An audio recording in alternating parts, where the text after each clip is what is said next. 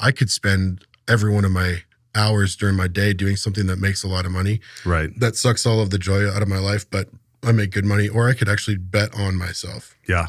Take a chance at what I'm really good at and figure out a way to make a living doing what I'm really passionate about. You're now experiencing the AJ Nashville podcast. Real people, real problems, real success stories. Hey guys, Alex here, ajnashville.com. Have a special guest in today, Peter. I'm horrible at last names, man. I'm sorry. Peter from Treehouse Media. Yeah. Peter, I'll let you introduce yourself. No one can do it better than you. All right. My name is Peter Hartzell, not Hartzell. Our friend Sean Kaplan a lot of times calls me Hartzell. That's what I would call you too. That's all good. Yeah. Peter Hartzell, Treehouse Media. Yeah. Peter at treehousemediaco.com is my email address. And of course, treehousemediaco.com is my website. Awesome. All right. So we're going to talk about a couple things. We've had the great fortune of working together already, and kind of discussing some things in the background as far as, you know, what's consisting of this podcast and everything else. And there's one thing that you extended help with, and that's some of my podcast production. It's kind of one of the things that I get hung up on when it comes to putting something creative together. It's like I can put the content out there, but I can't put the podcast itself, you know, the pieces, the pieces of the puzzle, the border of the puzzle, if you will. So before we jump into what it is you're really good at, I do want to talk about where it is you started. That's kind of how the show direction goes all the time. I understand that prior to doing what you're doing now, you were into a logistical sort of, well, I'll let you explain it. Yeah. Before we started Treehouse Media, I was in trucking. I was a freight broker. Before that, I was in marketing. My background actually is in marketing and creative stuff like that. But I was doing freight brokering, creative stuff on the side as kind of a freelance, what I was really passionate about. You know, as it usually is, our day job is usually not what we're passionate about. And making really good money doing freight for a while. Then I got to a point where I kind of hit a brick wall. And not only in freight, but also in realizing that, you know, like when I was up in my office, I remember the day really well. I was up in my office working on some freight project. My wife came and actually ended up, I was working on this logo for a friend for like $25.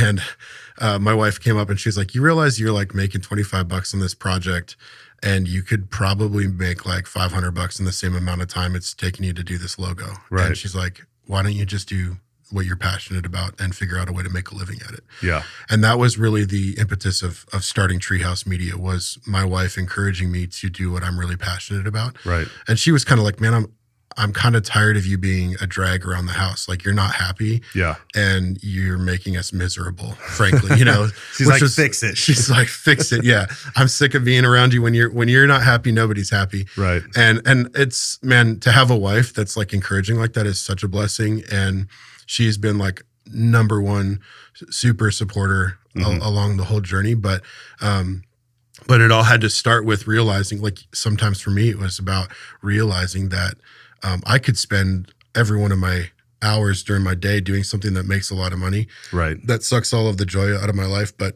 I make good money, or I could actually bet on myself. Yeah. Take a chance at what I'm really good at and figure out a way to make a living doing what I'm really passionate about.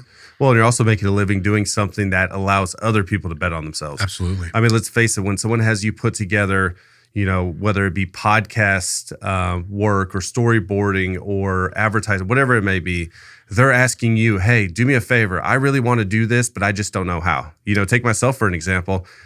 I told you, I'm like, man, I hit a wall when it comes to what to put in for content. Like, I can speak the content, I just can't type it. So that's where you come in with that expertise and being able to say, okay, I know the message that you're trying to deliver.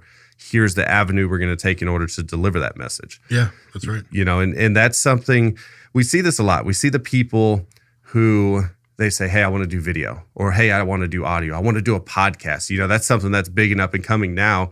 People there's podcasts everywhere. And people just don't know how to get there. What is it that I'm going to do a podcast about? What's my brand going to look like? What's my logo going to look like? And so that's where you kind of step in and help people, correct? Yeah, I like to tell people, and also shout out to Jim McCarthy for helping me clarify my messaging. But I like to tell people, I help companies look good. I Right. help companies look better. Right. So that may be a podcast. You may have a face for radio.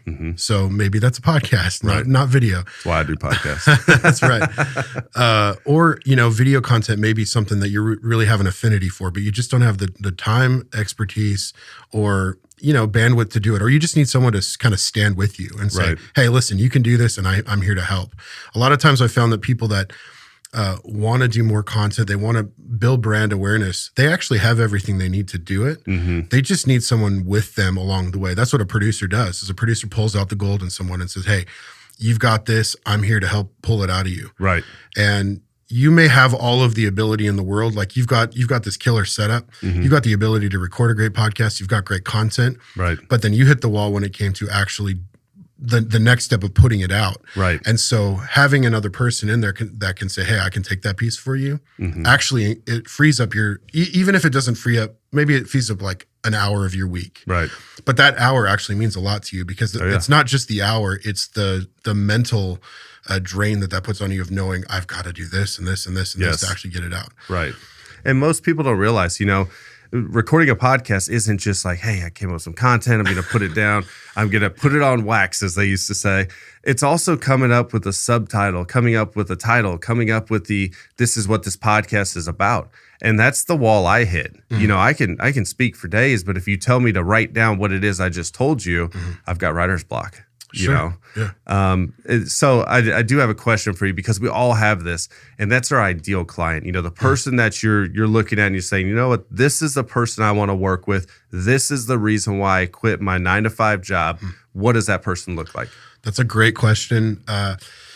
First of all, when I meet someone, when I'm talking to prospects, when I'm talking to people that maybe I've already established a relationship or maybe it's been a referral, the first thing I always ask is, tell me your story. I want to know what it is that makes you unique. What makes you tick? Right. Our friend Greg Pease, we did a video with him here actually in the office, and when I first reached out to him, he was a referral from some friends that they said, hey, I think you guys would be a good fit for each other. And so I sat down with Greg and I said, hey, tell me your story. Right. And then I was able to kind of condense that story, actually with your help kind of producing Greg, because you know Greg as well, to create a video that really showcases his deep why. He's in real estate. Yeah. But he's not just in real estate because he wants to just get super rich and retire. Sell houses. So yeah, he's in real estate because he wants to help people with trauma transition deal with post-traumatic stress syndrome and guys coming home from war, wounded warriors, things like that. That's something that's a story I want to tell. And that's something that I want to be a part of. So let's find out what your story is. What's your why? What's the thing that makes you unique? And then what's the best way to tell that story?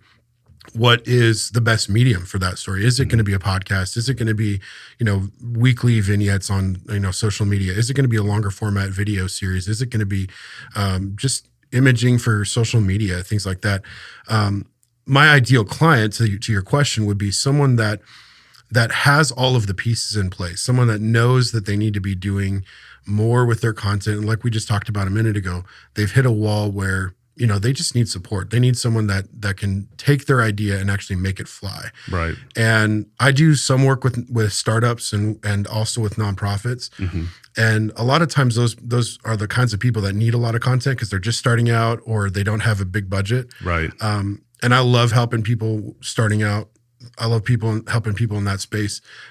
But generally where I can be most effective is if you can tell me in an elevator pitch what your why is, then I can help you take that story and take it to the next level and help you get more visibility on what makes you unique. Right. No, that makes perfect sense. Like I said, we all have that ideal client. To me, it sounds like you just want to help people get to the next level. Absolutely. You want people that have identified that, hey, this is who I am, this is who I was, here's where I want to be. Yep. And let me go ahead and help you project that. Let me be the amplifier, so to speak, of what it is that you're telling me. The other thing is people, there's a lot of hesitation. You get people that have the hesitation. I know cost is a factor when it comes to people doing video, doing audio, doing podcasts, any type of production at all. Cost is one of the big factors. But the other factor that I see people is they never take that first step to even pick up the phone to talk to someone like yourself. But beyond those two items, what do you think obstructs most people from saying, you know what, I'm ready to bump this up and start projecting it in loudspeaker in my information, or not information necessarily, Sure. but my story? Fear is a big one. I think that a lot of times, we are always our own worst critic. I'm that way too. And especially if you're doing video, you see yourself on camera and you see all the flaws. You see all the things that you think everyone else is looking at. Except for me. He was looking at you, babe. Yeah, and I kind of laugh. Like, we all have to be slightly narcissistic to want to be on camera, to want to have a podcast. Right. So I think that people that are at a point where they're saying, "Hey, I know that I need to be doing this. I really want to do this. I just need help." Fear is a big one. So, I mean, taking that first step to actually hit record and try doing it on your own. Yeah. One recommendation I usually make to people that are kicking around the idea of doing a podcast or doing more video is just set up your iPhone, set up, voice memos, and just record a show on your phone as if you're doing it live. Right. And get yourself in the groove of actually doing it, and do that every day or once a week for a little while till you get really comfortable with that. And because a lot of times this is the big hurdle most people face when doing anything, is actually starting. Right. We can plan and plan and plan and plan and talk and talk and talk all day long. And then it's like, all right, let's go. Let's actually do it. We're like, excuse. Yeah, exactly. And so then you have someone like me that can come in and say, listen, all the excuses you could come up with, I can take all that for you. Right. So you don't have, so it's not that you're putting down your excuses or there's not a fear thing. It's like, hey, I don't have to have any excuses because all the stuff that I was afraid of is taken care of. Right. The other thing is too, is this is kind of like anything else. I compare doing this to like riding a bike. The longer you do it, the more you do it, the more often you do it, the more support you get, the better you are at riding that bike, to the point to where you're like, hey, I can ride the bike with no hands. With no hands. Check me out. So, that's the one big thing with podcasting, and you can listen to my early episodes 1 through probably 120, which I've only got 160 recorded, but you can hear the progression and the advancement in equipment and everything else. And like you said something that I think should resonate loudly with the listener, and that is, take something as basic and as simple as what we all have in our hands and our pockets right now, which is our cell phone, and just start recording. It's the action of just doing it. There was a guy back in the day, his name was Art Williams. And Art Williams, back in the 80s, he had this seminar that he used to give. And it reminded you of the Nike thing, the just do it. And he's talking about how, the employee wants to figure this out. And he's like, well, what do I do, Art? What do I do? And he's like, just do it. And he's over and over, just do it. And that's really all you have to do. So I want to thank you so much for taking time today. Any closing words? This is your Jerry Springer moment. Any closing thoughts? Man, I think that a lot of people, especially in our culture, there's so much content, there's so much stuff on social media. And so the temptation can be to just try to fill more airspace. Right. And you can spend a lot of time, you can spend a lot of money, you can spend, get caught up in the rat race of trying to be seen, recognized, known. And if you spend all your time and energy on those things, then your motivation behind why you're doing something is kind of misplaced. Right. And the reality is, the value that you have to offer is so important. And what you have to share is really valuable, really important. But if you can't tap into that, or you can't find that, and you just think, well, if I just create more content, then people are going to find me or see me or hear me, or I'm going to be validated by that.